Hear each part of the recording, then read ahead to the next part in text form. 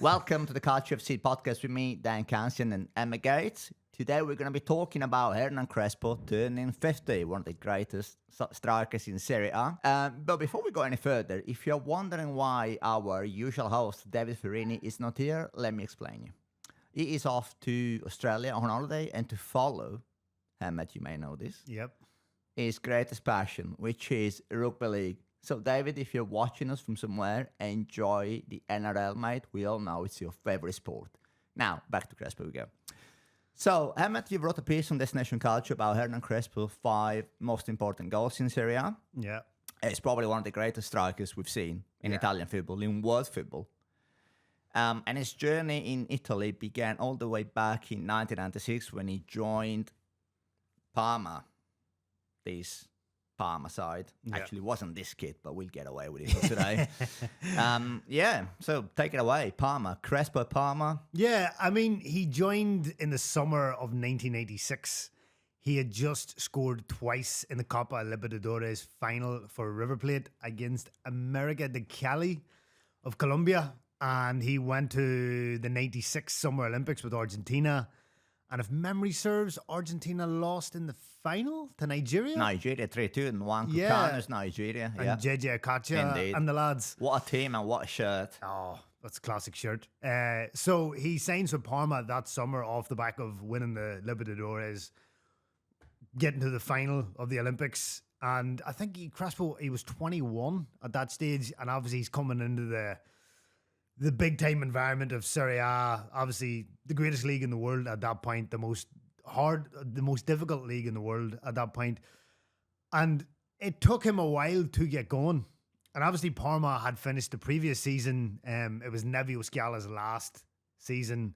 I think he left after 8 years. And obviously he had been historic with Parma. They'd won the Cup Winners' Cup. They won the UEFA Cup. They got to the Cup Winners' Cup final in 94. So this was a new era of Parma. They were moving and, there was a new cycle. Carlo Ancelotti had come in, his first big job after a season, I think, with Reggiana. Crespo was very young. He come into this team and there was, Fabio Cannavaro was there. Gigi Buffon was still emerging. You had Lilian Thuram, I think, joined that same summer, and Dino Baggio was there. So there was a mix of young and a mix of old. And I think Crespo took a while to get going. I think he hit 11 or 12 goals in his first season, which is, Dan, as you know, very respectable for a young striker in Serie A in those times. A great return. And also, we should point out that by the time Crespo arrived in Serie A, we already had the likes of Gabriel Batistuta. Yeah. He obviously had Maradona, though, a traditional striker by any stretch of imagination. Claudio Caniggia had made waves in Italy as well. So I guess these days when we look at teams going to South America to buy players, there is a degree of sort of they're shopping for potential. They're shopping for 17, 18-year-old players. Yeah. Was that the case back then, or was it a case of we know he's good at this level, we know he's going to come in and do the job straight away? I mean, 11, 12 goals in the first season in Serie A is a great return for any player, let alone a 21-year-old. Yeah. I think in a sense, you at that point you were still buying potential, because you think of when Fiorentina bought Battigo, in the summer of 91, Batistuta was about 22, 23, and he was still unknown, because I think South American players, they leave South America so much younger now than they did in the 90s. The financial disparity between Europe and South America wasn't as big then as it is now, so they could keep hold of their talent for longer. So obviously Crespo leaves at 21. He'd won the Copa Libertadores with River. He had nothing left to prove, and then he went to Serie A. But I do think Parma kind of saw him still as potential of what he could be, rather than, because he wasn't the finished article. You could see his finishing wasn't what it would become. So there was very much a case of they are buying potential. Because Crespo was at Parma for 5 seasons, wasn't it? 4 seasons. Because in my mind, I always have Crespo as a sort of bridge between 2 different eras of Parma. You have the Nevio Scala, Zola, Stoichkov, Thomas Brolin era, and then you have him coming in. Then you have obviously the likes of Enrico Chiesa, Cannavaro, Buffon, developing into superstars and moving on to themselves. Yeah. And I think by the same metric, Crespo was also a bridge in between two different Serie A eras because the time he arrived at Parma, Serie A was the best league in the world. By the time he left Parma, it was probably coming to not its peak anymore. I think it plateaued slightly. We still had the Seven Sisters, of course, the two Milan clubs, Lazio, Roma, Juventus, Fiorentina, and Parma themselves. But am I right in saying there was a feeling that this is probably as good as it was ever going to get for Serie A? There were more foreign imports coming in, and there was a sense that we're reached peak Serie A. We may not be able to sustain it. Yeah, absolutely. I think, if you look, as you said, Crespo bridges two eras. By the time he leaves Parma in the summer of 2000, you have Crespo, Shevchenko. There's that many strikers off the top of my head. I'm trying to think. You had Oliver Bierhoff, you had Pippo Inzaghi, you had Del Piero, you had Zidane, you had Totti. Baggio was still hanging around. Still had George Weah. George Weah, Nedved. The league was filled. Batistuta was, still there at Fiorentina, Rui Costa. Yeah. Then, of course, you had the likes of, perhaps not such flamboyant names, but like from Vincenzo Montella, Marco Del Vecchio. Yeah, Abel Balbo. Yeah, exactly. Daniel Fonseca still knocking about. Yeah, Dario Hubner, Igor Prati. The league, there's that many. Trezeguet had signed for Juventus in 2000 as well. So I do think Crespo was, when he was at his peak at Parma, it kind of represented, you were on the end game in terms of Serie A being the dominant league in the world. As you said, it plateaued. They'd signed all these superstars and then they would carry on for a few more years, but they weren't signing future Crespos. Yeah. They had them, and once they moved on or retired, that was kind of it. They weren't buying the next generation. Exactly. And Crespo, when he leaves Parma, he goes to Lazio. Yeah. One of the biggest spenders, the big spender, in fact, of the era, Sergio Cragnotti. Yeah. A man who always, shall we say, played fast and loose with his financial considerations, more loose and probably faster than it was loose, but still, it was a man not afraid of spending money, often money they did not have. And he joins Lazio, and this, to paint the picture, this is a Lazio team that won the Cup Winners' Cup in 1999, the last ever Cup Winners' Cup in Birmingham, I believe. Birmingham, against Real Mallorca. Christian Vieri is sold for 32 million to Inter. Inter Milan, world transfer record at the time. And Crespo then comes in for an enormous amount of money because Lazio are desperate to win the league. Yeah. You had Milan dominated in the 90s, then Juventus taking over. Inter Milan getting there or thereabouts, never quite over the line despite signing Ronaldo, having Baggio, Ronaldo and Vieri all on the same team. Yeah. And Lazio are knocking on the door. They won't translate continental success to domestic success. And Hernan Crespo is the man that they signed to get them over the line, basically, along with a host of other stars. Yeah, exactly. And I interviewed Sven-Goran Eriksson a couple of years ago, and we talked about Lazio signing Crespo. And he said because they signed Crespo for a world transfer fee at the time, he held the record for like 2 weeks, and then Real Madrid signed Luis Figo from Barcelona. So it was basically broken twice within the space of a few weeks. Crespo going with Matias Almeida and Sergio Conceição went the other way. Yeah.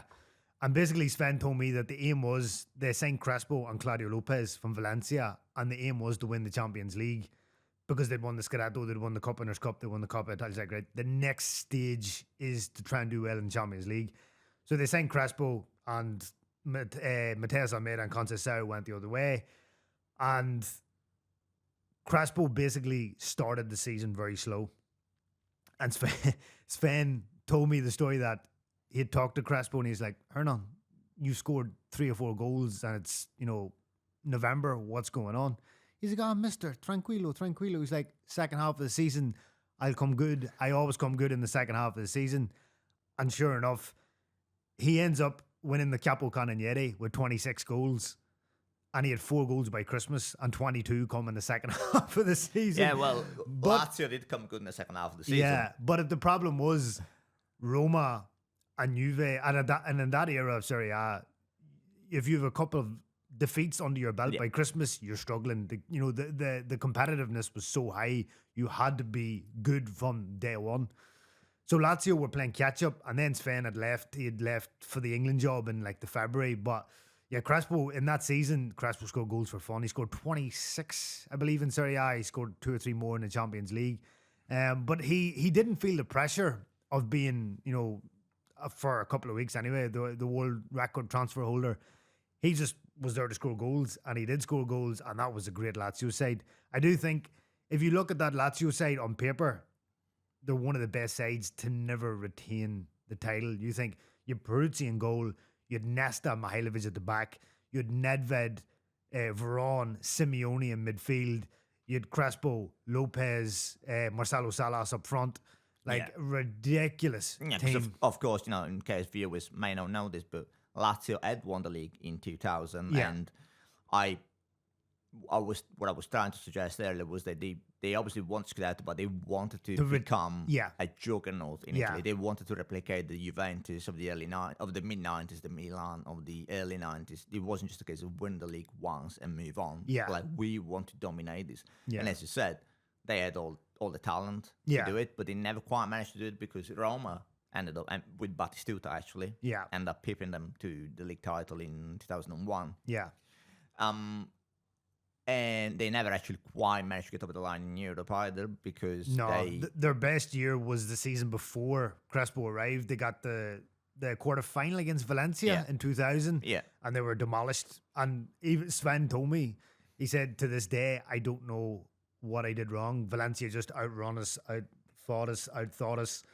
That was a great Valencia side. They reached two Champions League finals in a row, losing to Real Madrid and Bayern Munich on penalties. And then Lazio did sign Gates and Mendieta. They thought, well, they beat us. Let's get them their best player. Yeah, and they got Claudio Lopez from Valencia as well.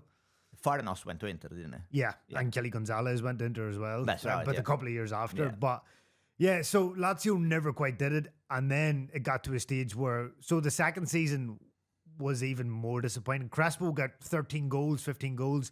Lazio finished bottom of the Champions League group. And back then, Don, if you remember, there was a 2 group stage experiment, which only lasted 4 years. But I think Lazio finished bottom. There was Panathinaikos and Deportivo maybe. And Lazio finished bottom. Super the poor of those days. Yeah, exactly. The good old days. And so the wheels are coming off the Cragnetti era. In the summer of 2001, Veron, Nedved and Salas all leave, basically to balance the books. You still have Crespo and you still have Nesta, but it's you can see the end is coming, sooner rather than later. So Crespo scores maybe 13, 14 goals. He's injured for a bit of it. He goes to the 2002 World Cup with Argentina, and he kind of plays second fiddle to Batistuta when many people thought that this was Crespo's time. Batistuta had aged terribly between the 98 World Cup and 2002. Basically, you've written about Batistuta in the past. His last great year was the year Roma won the league. It was. And his decline the following was, it was so short. It was literally a case of him getting the Scudetto they'd been desperately chasing for the past 10, 12 years. Yeah. And as soon as he got over the line, his body almost stopped responding to his brain. Exactly. I do think it's interesting with Crespo, now that we're on Batistuta and Crespo, it's hard to categorize Crespo as a striker because you have your fox in the box, like Super People, for example. Yeah. You had your sort of physical, powerful striker like Batigol, who will lash in thunderbolts from 40 yards out. But Crespo, and I watched a lot of his highlights ahead of today. You can't put him in a particular category, because it's not like a Shevchenko kind of guy who Sheva almost looked like a winger who became a striker. And watching Sheva for Dynamo Kiev, he used to play out wide and come cutting in. It was not a classic number 10 who scored goals like Del Piero, Robbie Baggio by his age. And he seemed to be good at so many different aspects of play. I remember reading an interview with Ancelotti where he said that Crespo's link-up play alone was worth 5 or 6 goals. Yeah. Because it was so good at just getting all the players. Yeah. And that's a very good point that you make, because famously Johan Cruyff said about Pippo, he actually can't play football. Yeah. But he always scores goals. Yeah. But Crespo wasn't, his technical ability wasn't, as bad. Pippo was obviously still a professional footballer, but Crespo's technical ability was a lot better than Pippo's. Yeah. But yet he wasn't quite Shevchenko, as you said. He wasn't cutting in from the left, beating 3 men and sticking it in the top corner. He wasn't Del Piero, he wasn't Totti, he wasn't Baggio, but he wasn't Batistuta either. So he was kind of this, he takes bits of different kinds of strikers or forwards and you kind of mix them together.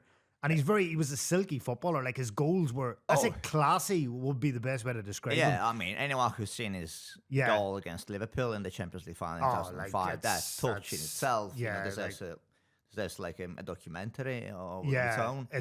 But I go back to what I was saying at the top of the show, that's why I always think of him as a bridge in between different eras, because he was more of a hybrid striker, for wanting of a better word. Not your traditional number 9 in the 90s, a battering ram. Yeah. Not a number 10, not an athletic, Shevchenko-like winger / striker. Yeah. But just, as you said, someone who was a bit of a jack of all trades. Yeah. Well, I think you could maybe use the term, I think it was Michel Platini called Robbie Baggio a 9.5 because he wasn't a true 10. Yeah. And he wasn't a true 9. Maybe Crespo was like a 9.25. 9.25, yeah, I like that. So, because he, as you said, he's not an out-and-out powerhouse like Batti, but he wasn't a number 10. But he was good enough to do elements of different parts of being a striker. Yeah. Now, talking of battering rams, after Lazio, Crespo joins a club that has arguably the battering ram to end all battering rams in Christian Vieri. Yeah. What happens there? Yeah, so as we alluded to earlier, the wheels were kind of coming off the Cragnetti era. The sand was dripping through. And basically, Cragnetti was like... The Serie A Passata was going off. Exactly. We should point out, for those who don't know, that Cragnetti built his empire on selling tomato-based products. Food conglomerate. Food conglomerate. Cheerio, yes. So basically, it was Crespo and Nesta were like the two most valuable players left still on the books. And it went to the final day of the summer 2002 transfer window. And Crespo tells a story that his agent come to Crespo and they were at Lazio's training ground, Formello, I think it's called. Yeah.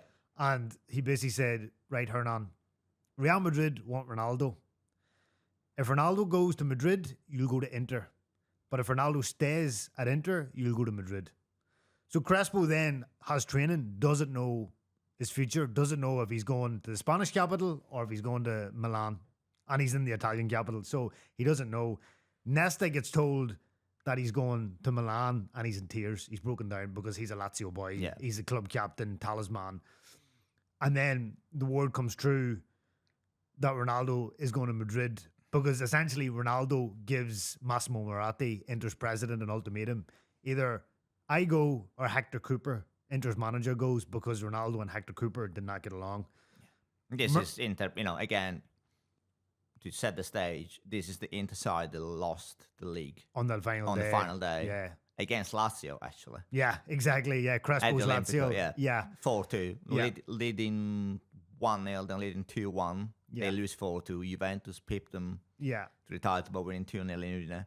And just before you go any further, I think that nothing encapsulates the madness and the outstanding beauty of Serie A at the time than like what you just described. You have a juggernaut in Lazio who are crumbling to pieces in front of the eyes of their players because, they need to sell Nesta, they need to sell Crespo. They're conducting effectively a fire sale just to stay afloat. Yeah.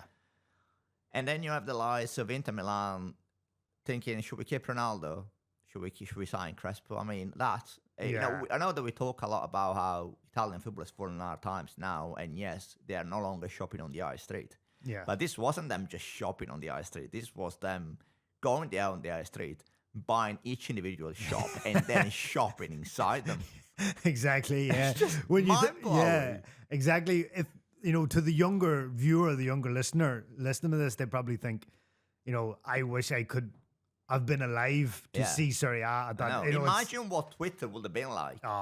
Back then. Yeah, it's like deadline day. Yeah, it's like, Crespo might go to Madrid, or he might go to Inter, or Ronaldo might stay, or he might go to Madrid. Like, it would have been. Yeah. Imagine, as you said, social media at that age. So in the end, then Massimo Moratti stupidly picks Hector Cooper over Ronaldo. Ronaldo said ciao, and he went to Madrid. So Crespo ends up at Inter on the final day of the transfer window. And Crespo tells the story of when you enter a locker room, and you're like the number 9, he said you kind of have this prima donna mentality, oh, like I'm the man, look at me, and you try to make a statement in a new team. But obviously Bobo, Christian Vieri had been there, 3 years at that point, so he had kind of been the man, especially with Ronaldo now gone. But he said he'd come in to the Inter locker room, and Bobo, he said there was zero arrogance, zero selfishness, zero ego. He was just like, oh yes, Hernan, come, let's go, we make goals, I pass to you, you pass to me, and all be good. And he's like, he said Christian Vieri had no ego, and the two of them really shouldn't have worked. You had 2 number 9s. No, exactly, yeah. And usually, we've seen it history down the years, there's a second striker, or the number 10 plays in behind the number 9. But these are 2 number 9s. Yeah, well, that was going to be my point. Apex number 9s working together. Football was changed massively by then. We sort of started to shift away from the traditional 4-4-2 into something, I wouldn't say more complex, but perhaps a slight evolution. There were in Europe, there was a case of like a lot of teams were switching to a 4-5-1 in Europe. So you will have like your main striker up front, as you said, with attacking midfielders, or a second striker behind.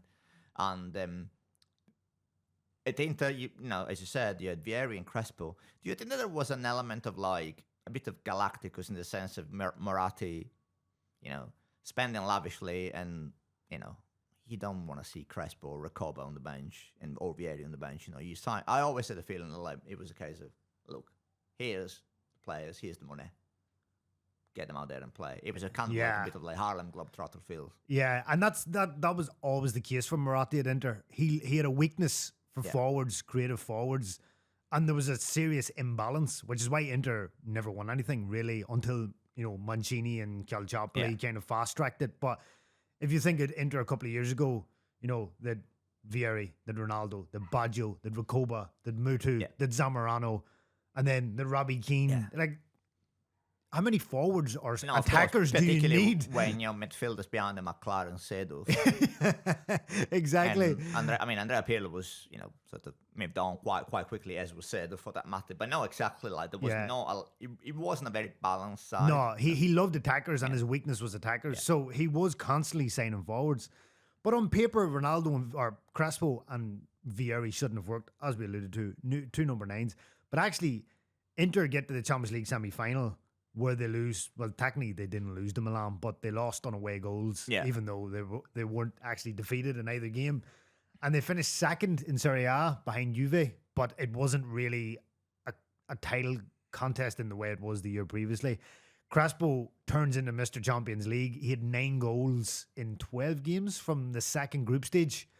And there was a goal against Ajax in Amsterdam, which is... The header, Crespo scored 2 headers in that one game, but the second one is absolutely majestic. I think it's Gigi Di Biagio plays the ball over the top. Crespo dummies it for Domenico Morfeo, a player you are fond of.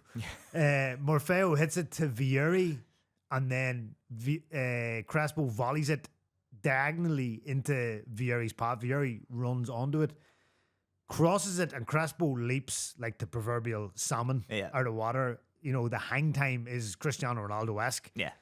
I think it's Nigel de Jong is the Ajax defender that's kind of like doesn't see that Crespo's coming from behind him, and Crespo just leaps up, heads it, and it just arrows into the bottom corner of the Ajax goal, and it crashes off the net, and it makes this really good crashing sound. I love a good crushing sound. Yeah. And it just adds to it. And that was them linking up at their absolute best. Yeah. And as Crespo said, Vieri knew that if he got the best out of Crespo, Inter had a better chance of winning. Yeah. So he had zero ego. And Vieri ends up being Capo Canonieri that year with a ludicrous 24 goals in 23 games. That's outrageous. Both of them were injured at various parts of the season. And so... obviously, the Crespo-Vieri dynamic shouldn't have worked. As we said, on paper, 2 number 9s, but they get on really well. They're both jovial characters, and Vieri was willing to, be an assist man to Crespo and vice versa. I think they got 43 goals between them in all competitions. And Vieri was out for the semi-finals, both semi-final games against Milan And obviously Milan win, they go on to beat Juventus and win the Yeah, I competition. was going to say that was the year that Serie A rather had 3 teams in the In the semi-finals. semi-finals, yeah. And a certain person on this podcast had a ticket for the final and didn't go. My team were in it. Like, I was, yeah. Living in Manchester, I was given a ticket because of attending. See, I can't even remember the technicalities. It was really weird. I know that, like, if you were a season ticket at Old Trafford, you had access to a small pool of tickets through UEFA, and I got one, thinking we'll get there. We didn't, and then I just gave it away. It was £35 back then. It was a lot of money. Yeah, I was like 16. You know, now you couldn't do 35 quid back in 2003. Yeah, that's true. Yeah. Anyway. And another person who needed money was Massimo Moratti, because Lovely segue. Chelsea come calling in the summer of 2003. Roman Abramovich obviously had just taken over Chelsea, and he was throwing money around like it was Roman water. Abramovich actually had fallen in love with football just a few months earlier at Old Trafford by watching the Brazilian Ronaldo, we mentioned earlier, put in 3 past United in the quarterfinals. Yeah, second leg, wasn't it? Yeah. Yeah, at Old Yeah, I Trafford. was at that one. Then I decided not to attend any of the games in Europe that season. Yeah, that's it. Or rather, Real Madrid made a decision for me, but anyway. So Abramovich wanted Shevchenko, Totti, they were because Italy still was the measuring stick. They tried a lot of strikers or forwards in Italy, and they all said no. So they turned to Crespo then, and Massimo Moratti needed to balance the books. So 1 year after signing Crespo, he sold him to Chelsea, and Vieri was such was the harmony between Crespo and Vieri. Vieri was the only person to stand up and say, what are we doing here? Are we a serious club? A year ago, we sold Ronaldo and replaced him with Crespo, and now a year later, we're selling Crespo. What is the ambition of this club? Where do they want to go? So Vieri was publicly unhappy with Moratti for selling Crespo. So he goes to Chelsea. Claudio Ranieri's the manager. There is, especially in England, there is this reputation that Crespo was a flop at Chelsea. That's not really the story. It's like 10 goals in 20 starts. I scored an absolute cracker at Ivory against Arsenal, if I remember correctly. Yeah, and he scored a really good one against Aston Villa at Villa Park. Yes, he did. But he was plagued by injuries and off the field he had problems. Him and his wife had problems settling in London, and he was very Latin in that sense. And the Premier League back then was not the Premier League we know now. No. The football was, I think we can say safely, the football was nowhere near as sort of cerebral in England as it is now. Yeah. There was no such cases like tiki-taka or counter-pressing or anything like that. It was still very much a case of 4-4-2, bomb down the wings, whack it into the mixer. Exactly. And the big man will stick it in. Stick it in. Yeah. So he does a year at Chelsea. Chelsea get, so he's the semi-final of the Champions League. He's 2 semi-final appearances in the Champions League in 2 consecutive seasons. Jose Mourinho comes in. Mourinho wants him to stay, but Crespo was like, look, Jose, Milan have come calling for me. And he grew up watching the Milan of Van Basten, Hullet, Rijkaard, Arrigo Sacchi's legendary Milan. And he said, if it had been any other club other than AC Milan, I would have stayed. But because he grew up idolizing Milan, he wanted to go. Ancelotti, as we mentioned earlier, kind of like a father figure to him, brought him into Parma, and Ancelotti was manager of Milan. So Crespo goes on loan for a year. And he does so again, like at Lazio. He didn't score his first goal till like November. He started slow, and then in the second half of the season, he really kicks on. He scores 2 goals against United in the Champions League round of 16, puts United out. And then we get to the final in Istanbul, and he scores 2 goals, a second of which I think is, for me personally, it's my favourite Champions League final goal of all time. It's good to be up there, definitely. It's probably Zidane against Leverkusen will be up there. Del Piero's back heel against Dortmund. Riken's chip against Juventus in the same game. And Savicevic in 94 for Savicevic, Milan. But there's just something about it's from back to front in 6 touches, and half of them are absolutely majestic. Oh, yeah. Like, I think it's Cafu passes it to Kaka, who spins past Steven Gerrard, just like this balletic turn and swivel, and then Kaka's through ball just dissects Liverpool's defence in 16 pieces. Crespo's off the ball movement is unbelievable. It was a part of his game, off the ball movement. Yeah. And then like it's like a Panenka style chip come prod with like the top of his foot, but it spins in midair, and That's the thing. I've seen that goal so many times. Not as many times as I would have liked because of what happened afterwards, obviously. yeah. But it doesn't even break stride. No. That's the thing. That's the amazing thing. Yeah. He manages to chip Dudek without breaking stride. Yeah, Without he doesn't slow himself down No. or stop. He just keeps running. Thump.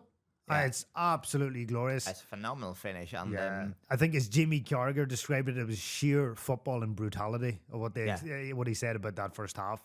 And you think at 3-0, it's done and dusted, and Crespo thinks, I've got a Champions League medal. And he said he would have been the only player to score 2 goals in the Copa Libertadores final and 2 goals in the Champions League final and win both. And he also scored in the UEFA Cup final, didn't he? With For Parma. Yeah. So he's kind of thinking, I've made history here. And then obviously what happens in the second half. And it kind of obscures the beauty of Crespo's second. And I think now, 20 years on, it's kind of getting its due. But Do you think it obscures it? Because I was going to say, I think considering that Milan lost that final, I think that goal gets still replayed so often. I can't think of another goal that gets a team ends up losing the final whose goal gets replayed so many times. Yeah, I think it's getting its due now in the last maybe 5, 7, 10 years. But I remember for the first 5, 6, 7 years after Istanbul, nobody mentioned that goal. It is a proper sort of Instagram/Twitter clip material, isn't it? The goal, the pass from Kaká. 30 seconds long, just back to front. Absolutely majestic. So Milan also came second in the league to Juve. And so they didn't keep Crespo. Adriano Galliani, Milan sporting director, told Hernan, look, we're going to try and keep you permanently.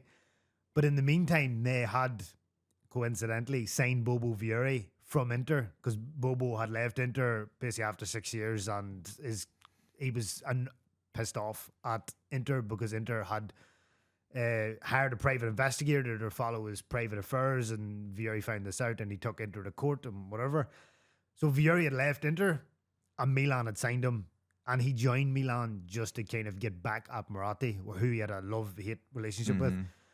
So Galliani then turned to Crespo and said, look, we've signed Vieri, we can't afford you as well. So he goes back to Chelsea, finally wins the league title after a decade in Europe, finally wins a title with Chelsea under Mourinho, and he does well. I think he gets 13 goals in all competitions, goes to the 2006 World Cup with Argentina. Then he comes back to Inter, and Crespo's feeling at the time, he was like, I finished second twice with Parma to Juve.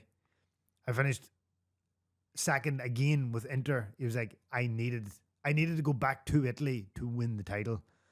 And Mourinho again didn't want him to leave. And Crespo was like, look, I need the Scudetto. I've got the Premier League title now. I spent so much time in Italy. I feel like I need the Scudetto. And obviously Calciopoli had just happened and Juve were demoted down to Serie B. So Inter came calling. And he joined Inter a second time, and then he won 3 Scudetti in a row. He was very much involved in the first one under Mancini. Then Mancini leaves and scored a hat-trick against Lazio, didn't he? As Inter, which was Inter would have probably won the league anyway, but it was one of those like sliding doors moment for them that season, if I remember correctly. Yeah, because Roma were kind of pushing him a bit in the league. Absolutely, so he does win the 3 titles, but he's kind of he's a peripheral figure in 2 of the 3. Yeah. You see this a lot actually in American sports. You see like the veteran, the giants, like a really sort of a team on the cusp of glory just to get over the line, and they get their titles. But as you said, they're not the main man. They're not the main character in the story. They're not the protagonist, which, to an extent is understandable because you say time moves on. So, it's interesting, like this dynamic of when you look. We spoke about him, Vieri and Ronaldo, today, and I think it's telling how Crespo of the 3 is the only one that has actually managed to succeed in Serie A to the extent of actually winning silverware. Yeah, and he had to do so by being a bit of a part player. Because Vieri with Juventus wasn't the main character either. You had less of Piero Boxic, but it's a whole other story. But yeah, so he goes back to Inter Milan. He wins 3 titles, and what's next for him? Yeah, so basically, his contract at Inter expires in the summer of 2009. He's 34. He needs regular playing time if he's going to make the Argentina squad for the 2010 World Cup. So he joins Genoa when Giampiero Gasperini was manager, and that was Gasperini's first stint as Genoa boss, the more successful version. They just sold Diego Milito to Inter, and so they replaced one Argentine with another. Yeah. But Crespo really doesn't do a whole lot in Genoa. He scores one really good goal against Juventus, a far or near post header past his old teammate Gigi Buffon into the top corner. It was a 2-2, I think, at the Marassi. But he only stays 6 months, and basically he returns to Parma, makes an emotional return back to where it all started. In the January, he doesn't make the 2010 World Cup. Diego Maradona is manager, who decides to bring a 75-year-old Martin Palermo instead of at Crespo's expense. And Argentina don't do well in South Africa. They get smashed by Germany in the quarterfinal, if memory serves. And so, yeah, Crespo's, he stays at Parma. He kind of stays for another 18 months, bags another 10, 11 goals. And his time in Italy kind of, it's come full circle in that started with Parma, ended with Parma, but it's obviously Parma's he's a different player. Parma's a totally different club by that point. Serie A as a whole is Serie A is totally different. Yeah. Like, if you compare this first spell to his second spell, Serie A has been up and down and up and down. It's a roller coaster since, and the prestige has well wore off at that point by the time. It's not a rags to riches story, but the other way around. Yeah. Riches to rags. Yeah. Parma's not the same club, and Serie A is not the same league. So he stays there for like 18 months, and then he just quietly retires in February 2012 at the age of 36, 37. And then that's his career done. But in all, he spends 10 years or 12 years in Serie A. And I think we can definitely put him in the category, probably the 10 best imports in Serie A. Oh yeah, easily. No matter the nationality, I definitely do think. He ends with 153 league goals in Serie A. Capo Caranieri won Serie A, won the Coppa Italia, won the Italian Super Cup. And I think some of his, as we alluded to earlier, his goals, he had a mixed flavor. He was very he scored 50, just shy of 50 headed goals in his career, and he was very fond of that. Running to the front post, his heading ability was unbelievable. And I think that's a very underrated facet of his game, headers.